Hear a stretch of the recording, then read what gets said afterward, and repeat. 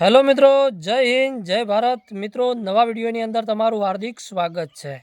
તો મિત્રો, સોશિયલ મીડિયામાં એક પ્રશ્ન ચાલે છે ગુજરાત વિરુદ્ધનો। તો મિત્રો, એમાં એવું છે કે કેરળની અંદર એક સભામાં કોંગ્રેસના અધ્યક્ષ, જેમનું નામ છે મલ્લિકાર્જુન ખડગે, એમને એ સભા સંબોધતા Don't misguide the people of Kerala. They are very clever. They are educated. Modi ji, Vijay, you both can fool people who are illiterate in Gujarat or in other place, but you can't fool Kerala people. એક અલગ જ જાતની ટિપ્પણી કરવામાં આવે છે ગુજરાતની વાતમાં। પણ મિત્રો, સોશિયલ મીડિયામાં એવી એક અફવા ફેલાવવામાં આવે છે કે એ લોકોએ ગુજરાતની અભણ કહ્યું છે, ગુજરાતને આમ કહ્યું છે, ગુજરાતને તેમ કહ્યું છે। પણ મિત્રો, આપણે એ છેલ્લે જોઈશું। પણ પહેલાં મિત્રો, આપણે એ વાત કરીશું કે એ સભાની સંબોધતા એમણે કહ્યું અને એના પાછળ ગુજરાતના ઘણા બધા લોકોએ વિરોધ પણ કર્યો।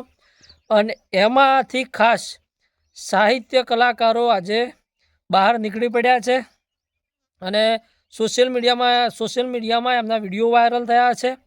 તો પહેલાં આપણે એ વિડીયો જોઈ લઈશું અને પછી આગળ આપણે વાત કરીશું। જય જય માતાજી, જય જય ગરવી ગુજરાત। કોંગ્રેસના અધ્યક્ષ ખડગે સાહેબે જે વાણી વિલાસ કર્યો છે ગુજરાતીઓ માટે, એ બહુ દુઃખની વાત છે। ગુજરાતીઓએ બહુ ભારતને અને દુનિયાને આપ્યું છે। ગુજરાતીઓ ભૂગોળ બદલવાની તાકાત રાખે છે। ગુજરાતીઓ જે ભારતને અખંડ બનાવવા માટે જ્યારે વાત આવી ત્યારે જે રજવાડા દાન થયા એમાં 222 રિયાસત ગુજરાતી હતી। કૃષ્ણકુમાર સિંહજી પહેલી શરૂઆત કરવાવાળા ગુજરાતી, પહેલી પાર્લામેન્ટ ભરાણી, એ પાર્લામેન્ટમાં જે સાંસદો બધા હતા ભારતમાં, એમાં 50%થી વધારે સાંસદોને જેની સ્કોલરશીપ મળેલી હતી એ સરદારસિંહ રાણા ગુજરાતી હતા।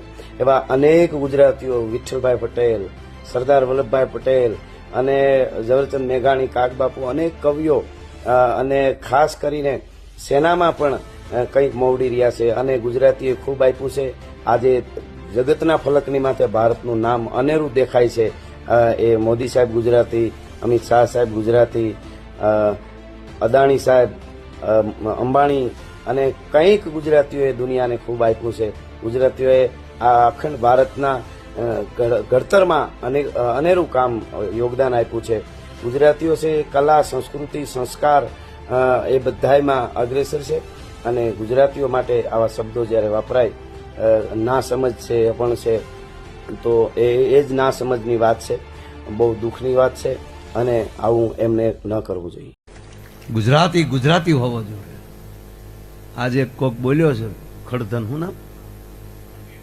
હા, ખડધન કંઈક છે। ગુજરાતીઓ અભણ છે, ગુજરાતીઓ ગવાર છે। હવે મારો વિષય નથી કેવું, પાછા ક્યાંક માયાભાઈ બોલ્યા કાંઈ। તમારી રીતે તમારા રાજકારણ તમારી ઘેરે રાખો, પણ અમારા ગુજરાતીઓ ઉપર આવો ઘા ન કરતા મહેરબાની કરીને। તમે અમને અભણ કયો છો? 4 વિદ્યાપીઠમાં સરસ્વતી વિદ્યાપીઠ ગુજરાતને મળી છે।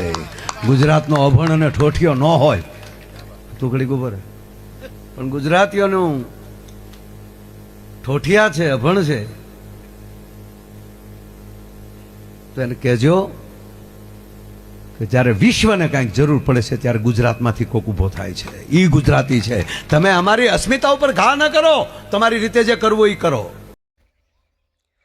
મિત્રો, તો તમે જોયું કે આ બધા જ કલાકારો કેવી રીતના વાત કરે છે કે ગુજરાતને આવી રીતના કહેવામાં આવ્યું છે, આમ કહેવામાં આવ્યું છે, ગુજરાતને અભણ કહેવામાં આવ્યું છે।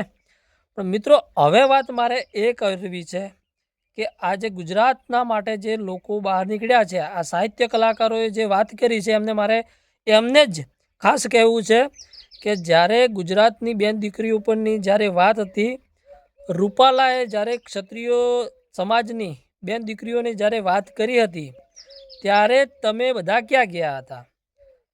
ભારતીય જનતા પાર્ટીના ધારાસભ્ય રૂપાલાએ જ્યારે ક્ષત્રિયો વિરોધની જ્યારે ટિપ્પણી કરી હતી ત્યારે તો તમે કંઈ બોલ્યા ન હતા। એ પણ ગુજરાતની બેન દીકરીઓ હતી। ત્યારે ગુજરાતની વાતમાં તમે ક્યાં ગયા હતા? મલ્લિકાર્જુન ખડગે એમ કહ્યું હતું કે મોદી સાહેબ તમે ગુજરાતની જનતાને બેવકૂફ બનાવીને એમની જોડેથી વોટ લઈ શકો છો, અને આ વાત મિત્રો સાચી છે. હંમેશા ભારતના વડાપ્રધાન જ્યારે જ્યારે ગુજરાતમાં આવ્યા છે ત્યારે એ ફક્ત ધર્મ બાબતની વાતો કરે છે, ક્યારે એમને એજ્યુકેશનની વાત કરી નથી, એજ્યુકેશન માટે ક્યારે બોલ્યા નથી, યુવાનો માટે ક્યારે બોલ્યા નથી. એ ફક્ત ને ફક્ત એમની જ વાતો કરે છે. આ વખતે પણ હમણાં તે નોણીમાં આવ્યા હતા ત્યારે એમને જે બોલવાનું હતું એ તો બોલ્યા ન હતા, અને એમને એવી વાતો કરી હતી કે પહેલાં હું સ્કૂટર લઈને અહીંયા આવતો, અહીંયા લોકોના ઘરે જમતો, દૂધ દહીં માખણ છાશ વગેરે અહીંયા ખાતો અને ફરતો. તો મિત્રો ખરેખર ભારતના વડાપ્રધાનને જે વાતો કરવાની હતી એ તો વાતો એમને કરી નથી, અને ગુજરાતી લોકોને બેવકૂફ બનાવીને એ લોકો વોટ માગે છે, કારણ કે એમને સત્તાની ખુરશી એમના માટેથી છૂટતી નથી. એટલે એ રાઈટ મિત્રો, એ વાત રાઈટ છે, એ વાત ખોટી નથી.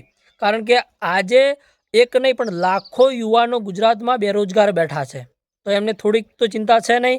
એમને 2 લાખ નોકરીઓ આપવાની વાત કરી હતી, એમાંથી 1 લાખ પણ હજી લેતા નથી. દર વર્ષે 1 લાખ લેતા હોય તો સારું, આ તો ઉપરથી હોમું પેપર ફૂટી જાય છે, એટલે યુવાનો રજડતા થઈ જાય છે.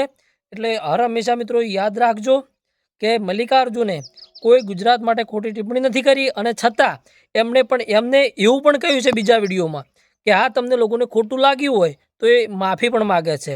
એટલે આપણને ગોળ ગોળ ઘુમાવવાની વાતો કરવામાં આવી છે. જય હિન્દ, જય ભારત.